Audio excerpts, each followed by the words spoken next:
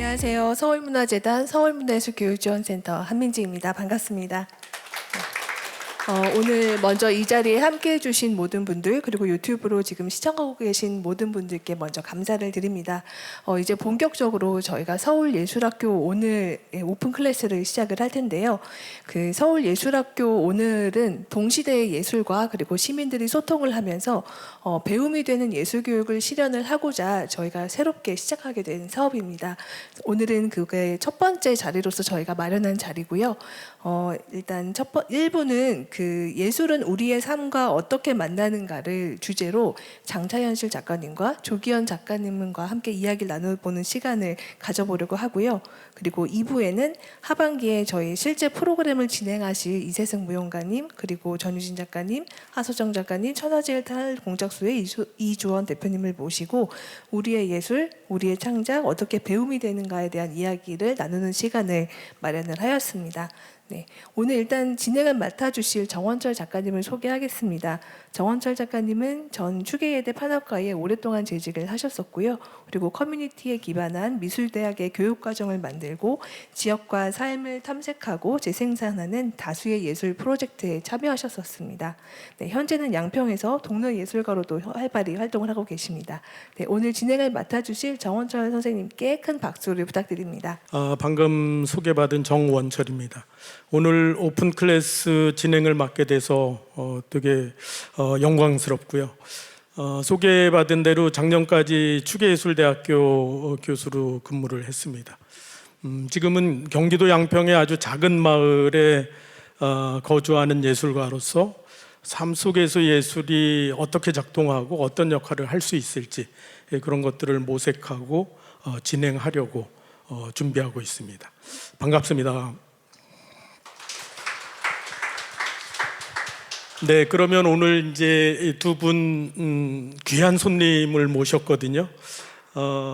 장차현실 선생님과 조기현 작가님 두 분을 모셨는데 두 분의 소개를 직접 본인으로부터 들어보도록 하겠습니다. 장차현실 선생님 먼저 해주시죠. 만화가 장차현실입니다. 저의 작품은 개똥이네 놀이터라는 어린이 잡지에 16년간 연재했던 또리네 집이라는 만화가 있고요.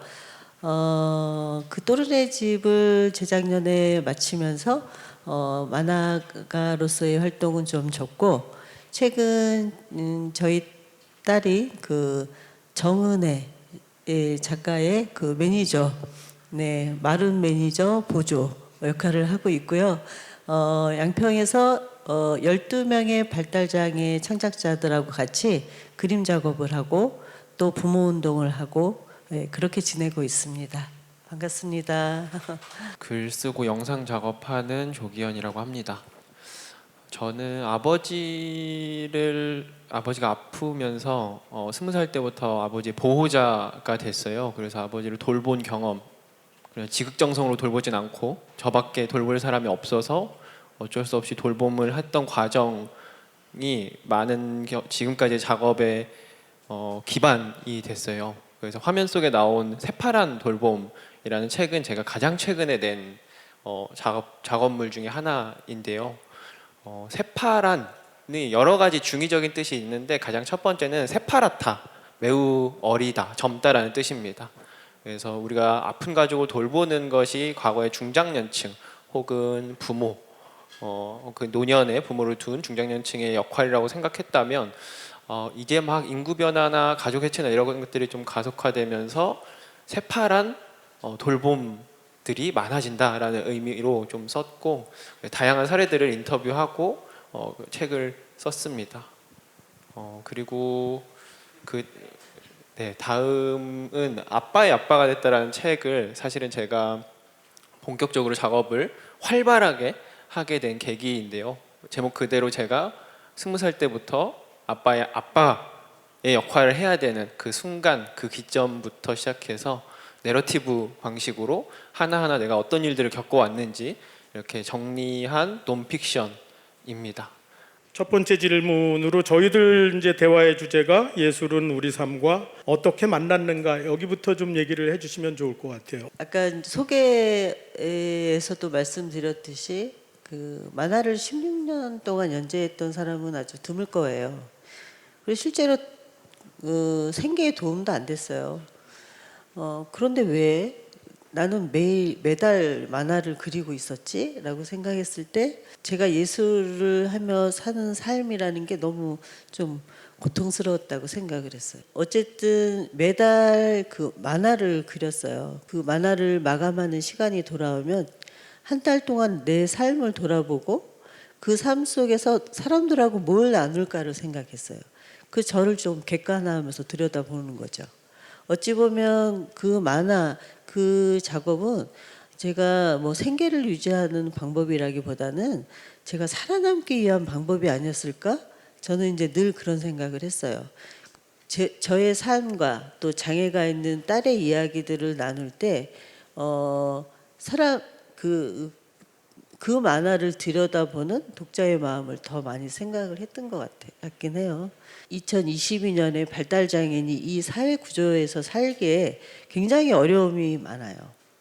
그들은 늘 아웃사이더고 한 걸음 뒤에 늘 그 뭐랄까 소외되고 제외된 삶을 익숙해져 있는 사람들인 거죠. 그리고 지금도 저희도 이렇게 얘기를 잘하잖아요. 언어적 소통에 굉장히 어려움이 있어요. 그래서 그 사람들은 비언어적인 소통 관계 속에서 삶을 견뎌내는 사람들이거든요. 그런데 그러한 저희 딸 은혜가 그 예술, 그림이라는 것을 매개로 해서 사람들과의 관계성을 만들어가고 그러면서 스스로의 마음을 치유하고 굉장히 자기의 존엄을 찾아가는 아주 당당한 존재가 되어가는 걸 보면서 아, 그렇지. 예술은 바로 그런 역할을 하는 것이지. 저는 이제 전공자가 아니에요. 그래서 예술 하고 싶다 이렇게만 생각하고 20살 때 그냥 내가 전공을 하지 않더라도 내가 잘하면 뭔가 글도 그렇고 영화도 그렇고 해낼 수 있을 거야. 그때 당시 그래서 취미가 뭐냐면 고졸의 학력인 예술가들을 아카이빙하는 거였어요. 근데 이제 그 20살이 됐던 해에 아버지가 일터에서 쓰러졌다는 전화를 받았고, 그래서 이혼 가정이었기 때문에 유일한 보호자라고 하면 죽을 수도 있는 무언가 결정을 이제 내려야 되는, 사인을 해야 되는 것이고, 그리고 병원비를 마련해야 되고 간병을 해야 되고, 그러니까 제가 예전의 삶은 1인분의 삶이었다면 어느 순간에 한순간에 2인분의 삶이 시작했구나라는 생각을 하게 됐어요. 그 길로 바로 공장에 들어갔어요. 아버지는 약간 이제 체력은 회복됐지만 더 이상 사회적으로 활동이 불가능한. 근데 이러면서 제가 가장 많이 떠올렸던 건 이 말도 안 되는 압도적인 일들을 날 계속 덮쳐오고 열패감에 시달리게 날 계속 만드는데 언젠가는 내가 이것을 작품으로 만들 거야. 잘 표현해낼 거야. 그래서 세상에 이런 틈이 있다는 거를 말하고, 그리고 그 틈에서 또 견디고 있을 사람들과 연결되고, 이 의지가 항상 뭔가 내가 한 번 더 살아갈 힘을 쥐어짜내는 것, 이런 것들을 엄청 크게 예술이라는 이름으로 그 모호한 기호가 저한테는 그런 힘을 계속 줬던 것 같아요. 그 이제 책 소개를 보다 보니까 새파란 돌봄을 돌봄의 어떤 정책에 있어서 새로운 파란을 일으키는 뭐 이런 식으로 또 이제 해석을 한 부분도 있더라고요. 처음에는 사실은 논픽션을 쓰거나 그걸 이제 다큐멘터리를 만들거나 하는 활동으로 제가 이제 작업으로 겪었던 감정을, 상황들을 잘 표현하는 것, 그걸 전달하는 것에 좀 초점을 맞췄다면, 새파란 돌봄이라 그래서 케어러인데 영 케어러, 젊은 케어러이기도 하고 동시에 뉴웨이브를 뜻하는 새로운 물결을, 그 새로운 파란을 계속 일으키려고 하는 것이 표현의 층위에서 말해지지 않는 것을 계속 말해지는 것도 있고, 실질적으로 계속 정책적인 변화를 계속 만드는 활동, 시민으로서 활동을 계속 하게 되는 것 같습니다. 작품함이시면서 특별히 애착이 가거나 기억에 남는 부분을 좀 소개해 주시면 좋을 것 같습니다. 아버지가 제가 6년째 돌볼 때 치매가 시작이 됐어요. 근데 어느 날 아버지가 새벽에 일 나가야 돼 이러고 짐을 막 챙기고 있는 거예요. 근데 처음에는 이게 술을 먹었나? 지금 잠이 덜 깼나? 이랬는데 그게 일주일 반복되니까 그제서야 제 치매라는 단어가 진짜 안 떠올라요. 왜냐하면 너무 젊으니까 치매가 생길 거라고 생각을 못 하니까. 아버지가 왜 나가려고 하지라는 질문이 계속 저한테 엄청 강하게 남았어요. 근데 아버지가 제가 20살이었고 아버지가 49이었는데 그때부터 일을 못했고 모든 사회적 관계가 다 박탈당했고 스스로 뭔가 자긍심을 느낄 만한 것도 없었고 보람을 느낄 만한 것도 하나도 없는 삶을 6년 7년을 살았던 거죠. 그러고 나서 딱 인지가 저하되고 나서 시작된 게 일을 나가고 싶다라는 게 어쩌면 이 사람한테는 일 나간다는 게 잃어버린 자긍심 찾으러 나가는 거고 보람 찾으러 나가는 거고 삶을 찾으러 나가는 것 같다라는 생각이 들었어요. 아, 이걸 기록해 보자라는 생각이 들어서 아버지 나랑 같이 일 한번 해봐요 라고 하면서 만든 게 한포 10kg 100개의 생애라는 다큐멘터리였어요. 점점 이제 잃어갈 거고 근데 아버지가 이 세상에서는 사실 일을 하고 싶고 난 사회와 연결되고 싶고 내가 나이고 싶어라는 거를 증명할 수 있는 수단은 없잖아요. 그래서 그게 저는 제일 애착이 가는 작품이고 제일 기억에 남는 것 같아요. 근데 이게 3년 전에 이제 그 편집을 마무리했는데 그때만 해도 정말 다 너무 그래 말도 안 되지만 예술이니까 이런 거 하지라는 관점이 컸어요. 근데 막 이제 공동체 상영하러 하고 다니고 하면서 최근에 눈에 띄는 변화는 지역 공동체 치매 일자리가 만들어지거든요. 최초로 시흥시에서 시행이 된대요. 그래서 이게 내가 3년 전만 해도 질문도 주어지지 않았고 답도 주어지지 않았고 어떤 길도 없는 문제를 애도하기 위해서 퍼포먼스를 계획했던 게 어떤 시공간이 바뀌는 것 같은 느낌? 세상이 느끼는 감각이 바뀌는 것 같은 느낌이 딱 있더라고요. 그래서 저는 좀 내가 먼저 내 영화를 보고 이렇게 만들었는지는 모르겠지만 먼저 발굴해내는 것, 뭔가 그 틈을 내가 꽉 쥐고 있는 것, 그냥 세상 관심 없으니까 그냥 놓지 않았던 것에 대해서 뭐랄까 엄청 자부는 아니고 잘했다 이런 생각을 하고 있습니다. 네. 제가 이제 아이를 혼자 키우면서 근데 혼자 키우는 그 아이가 이제 발달 장애인 아이고 그 만화의 어떤 사회적 관계나 이런 것보다는 주변의 시선 속에서 이 사람들이 어떻게 살아가야 되는지에 대한 이야기가 중점적이었고 그리고 이제 시간이 지나서 그 또래네 집을 또 중간에 뭐 다른 만화 연재하다가 근데 이제 저는 주로 제 삶의 이야기들을 만화의 내용으로 소재 삼고 그렇게 만화를 연재를 해왔던 것 같아요. 근데 별로 얘기하고 싶은 게 없어요, 사실. 그리고 누가 내 만화 이렇게 보고 있는 거 보면 화들짝 놀래요. 뭐 마치 이렇게 나의 알몸을 보이는 것처럼. 근데 이제 저는 저희 딸 은혜가 이제 20살이 되었을 때 성인 청년이 된 발달 장애인이 아무데도 이제 갈 데가 없으면서 약간 조금 참혹한 삶을 살게 되었고 그러면서 이제 그림을 그리게 되는 그런 과정을 지금까지 함께 하고 있는데 저는 저의 만화 작업은 사실 내려놨어요. 그 순간에 은혜 씨가 그림을 그리는 순간에 제가 만화를 그리고 있는 거는 또 다른 나의 욕망 같다는 생각이 들더라고요. 놓지 못하는 욕망. 그래서 실제로 저를 낮춰서 매니저 보조해요라고 얘기하지만은 저는 좀 다른 방식의 예술 활동을 지금 펴가고 있다고 생각을 하고 있어요. 예, 그러니까 소나기에 질 수 있는 나의 작품이 눈앞에 있지 않지만 그 관계성을 통해서 나의 어떤 기획과 그리고 전시들 또는 활동들 그리고 가까운 스킨십들 이 창작자들과 하는 가까운 스킨십 이런 것들이 하나의 예술 영역이라고 또 생각을 하고 있고 그런 그 발달 장애 분들의 그 예술 활동의 모습들을 옆에서 보면 붓을 놓을 수밖에 없습니다. 내 삶에 예술이라는 것이 들어오지 못했다면 어떻게 됐을까? 이렇게 생각하고 답변을 해주셔도 좋을 것 같습니다. 오히려 저의 만화를 그릴 때는 저는 오히려 좀 한 개인으로서는 자유로운 시간이었을 것 같아요. 그런데 저희 현실을 들여다봤을 때 장애인 딸이 이 삶의 문제를 내려놓고선 제가 무엇을 한들 또 무엇을 하고 있든 전혀 마음을 놓을 수가 없었던 거예요. 그래서 장애 예술의 정체성에 대해서 제가 더 훅 뛰어드는 그런 시간이 됐던 것 같아요.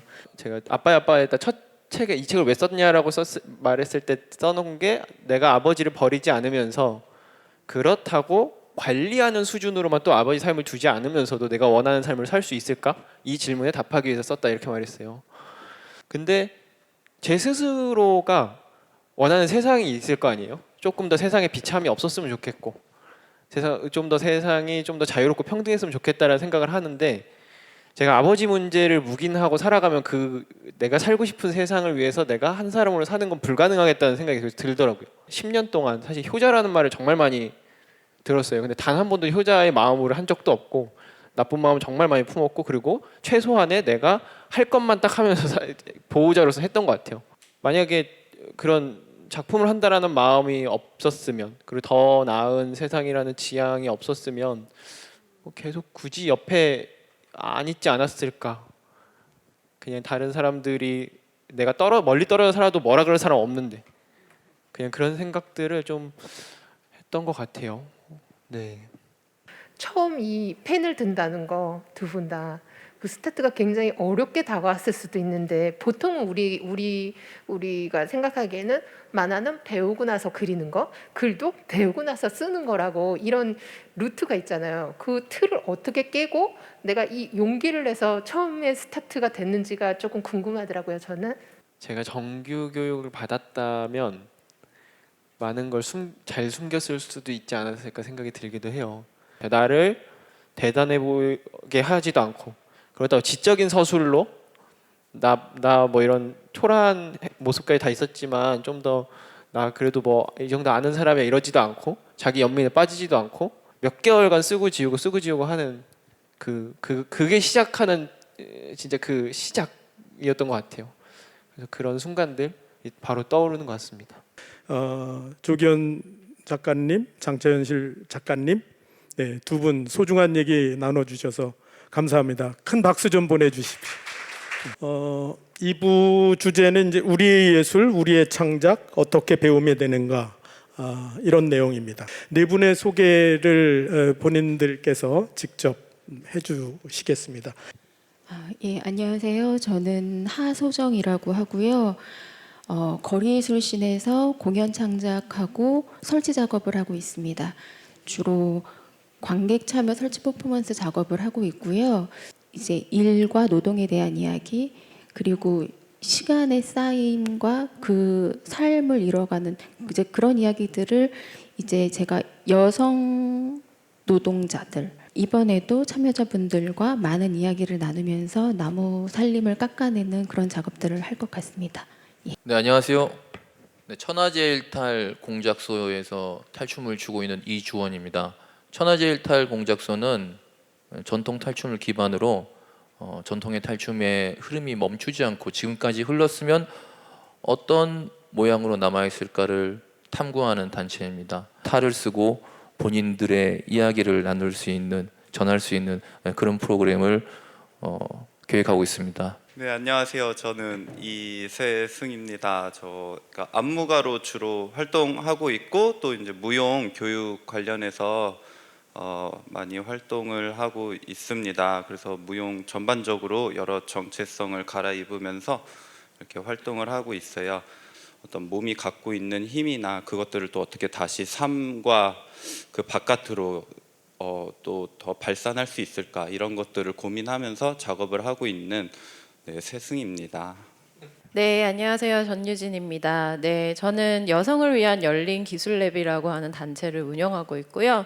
또 이제 개인적으로는 음악에서 창작 활동을 시작해서 지금 이제 시각 작업 이나 공연도 만들고 있는 창작자로 활동하고 있습니다.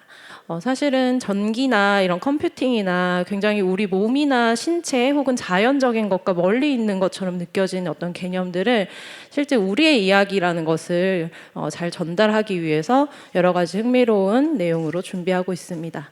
네, 감사합니다. 예술가로서 창작의 행위와 누군가의 배움을 이끌어간다는 매개자로서의 역할, 이 두 가지의 차이에 대해서 어떻게 느끼고 계신지. 타인과 관계를 맺는 과정이고, 근데 이제 그것은 관객분들이나 참여자분들도 그 과정 안에서 저랑 똑같은 그 과정들을 거치실 거라고 저는 생각해요. 오시는 관객분들이나 참여자분들의 마음가짐이 아닐까? 예술을 향유하러 오시는 분들과 무엇을 배우러 오시는 분들의 마음의 차이라고 생각합니다. 단순히 참여자가 아니고 본인들이 창작자로서의 그 기질을 발휘해야 된다고 생각하고, 저희는 그 기질을 잘 발휘할 수 있도록 이끌어내는 사람이 되어야 하지 않나, 네, 그렇게 생각합니다. 보통은 이제 작품 발표하고 하면은 이것들이 되게 좀 더 보편적으로 더 이제 많이 누구든지 와서 또는 더 좀 폭넓게 설정을 하고 정말로 더 각각 개인의 사람으로 이제 다가오게 되는 것 같고, 그리고 저도 이제 그런 것들을 운영을 하면서 그 개인성들이 더 발휘되는 것, 이런 것들이 이제 최대한의 그 목표 지점으로 설정을 하고 진행을 하는 것 같아요. 창작과 교육 이렇게 얘기해 주셨는데, 창작을 약간 예술로 바꿔가지고 예술과 교육이 가지고 있는 두 가지 공통적인 문제의식이 있는 것 같습니다.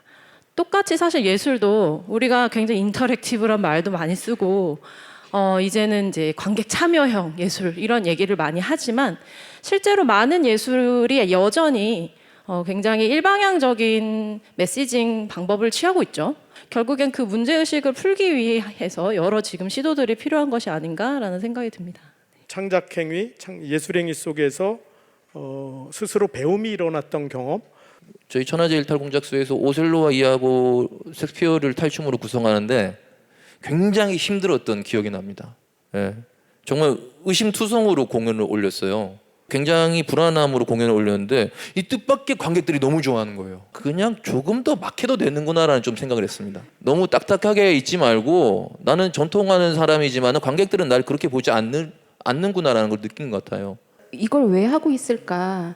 되게 히키코모리처럼 항상 집에 있는 아이인데 원래는, 근데 왜 이 작업들을 계속 하고 있는가 생각을 해봤더니, 공감받고 싶고 공감하고 싶은 욕구가 되게 크다.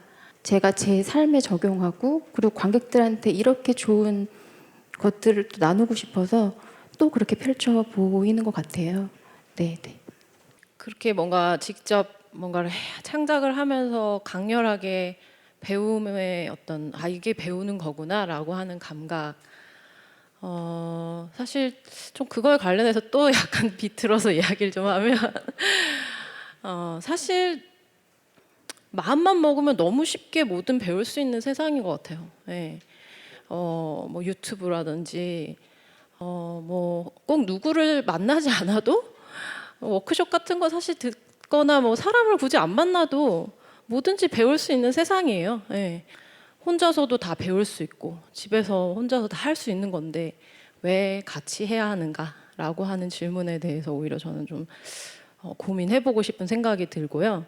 오히려 어떤 면에서는 또 뭘 배워야 하는지도 되게 어려워지는 것 같아요.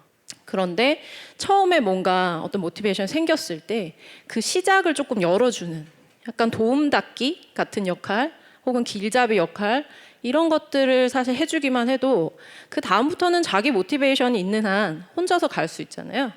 그래서 이제 저는 그런 좀 생각들이 지금 주신 질문에는 들었습니다. 네. 그런 역할을 하고 싶다. 네. 그러니까 어렸을 때부터 이제 춤을 춰오면서 계속해서 배움의 과정들이 있는 건데, 어렵다, 내 몸 같지 않다, 막 이런 것들을 매일매일 매번 느끼는 것 같고요. 단지 이제 기능으로서 몸을 뭐 잘 쓰고 이런 것이 아니고, 그거를 포함해가지고 어떻게 하면은 조금 더 이제 흐를 수 있는 그런 몸 상태로 만들 수 있을까? 그래서 다양한 어떤 질문들을 또 이렇게 공유할 수 있는 그런 역할인 것 같고, 어떤 게 필요할까요? 시민들이 예술 활동에 어떤 기대를 갖고 참여할 때 추가적으로 단순한 참여 말고 필요한 게 있다면? 어떤 단계가 있고 최종 목적은 무엇인지에 대한 정보를 가지고 오시면 좋을 것 같고, 그 정보에 따라서 이렇게 예술 교육을 참여하실 때는 그 마음도 같이 가지고 오시면 좋을 것 같아요. 삶 속에서 그냥 스쳐 지나갔던 것들이 약간 어떤 그 거창한 성찰이라는 단어로 저한테 좀 다가왔던 계기가 있었고, 그래서 그런 것들이 아마도 좀 도움이 되지 않을까, 그런 삶의 태도를 유지하려고 노력하는 거. 네. 청중들에게 서울예술학교 오늘 참가 욕구를 부추길 만한 유혹적인 멘트를 좀 한 분씩 해주시면 좋겠습니다. 유혹해 보겠습니다.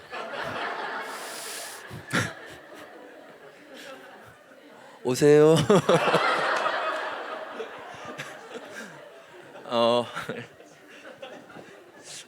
그 대다수의 예술가들이 우연한 기회로 예술 활동을 시작하게 됐다고 생각합니다. 네.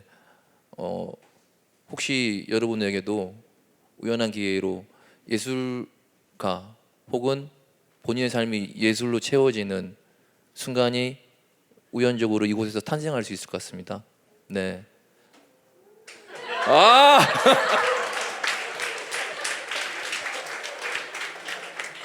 우드커빙 할 때 손맛이 참 좋습니다. 네, 손맛이 참 좋고 그 천천히 흐르는 시간에 흠뻑 빠지실 수 있으리라고 생각이 들어요.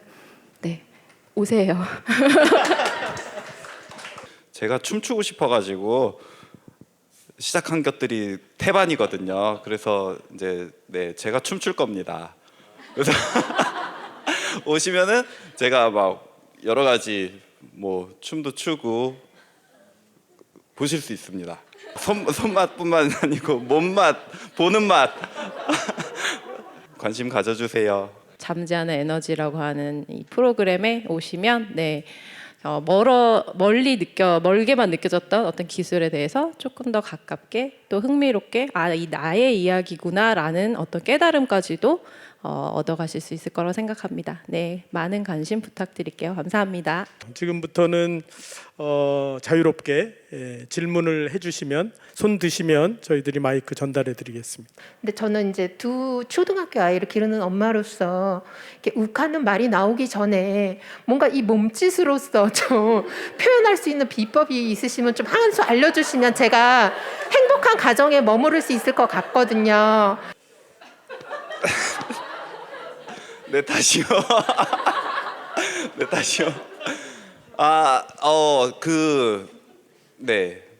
조금은 너무 그 원론적인 이야기일 수도 있겠지만은, 그러니까 감정하고 몸하고 약간 분리해 보는 것도 좋은 것 같습니다. 네, 그래서. 짧은 시범이 곁들여져야지 이해가 될 것 같습니다. 네.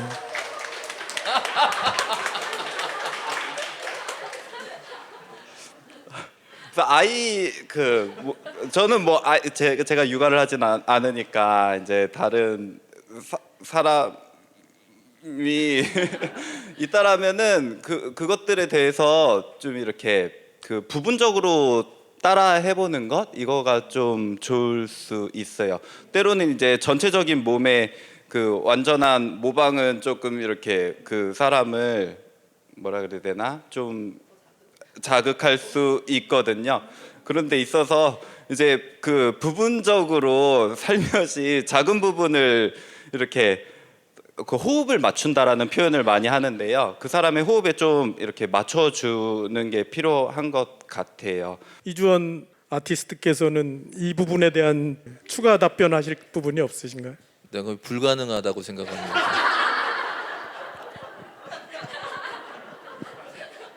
그런데 저도 아이 키우는 입장에서 그런 건 있는 것 같아요. 그 아이한테 화내기 전에 저는 분명히 10분 뒤에 얘한테 화를 내겠다는 걸 제가 인지하고 있습니다.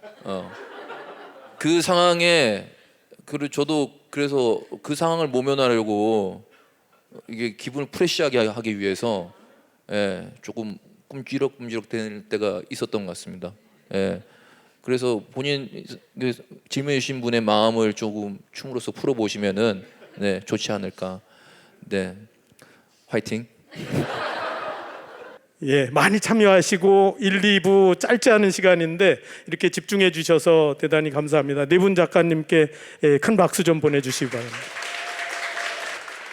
네, 이렇게 마치도록 하겠습니다. 감사합니다.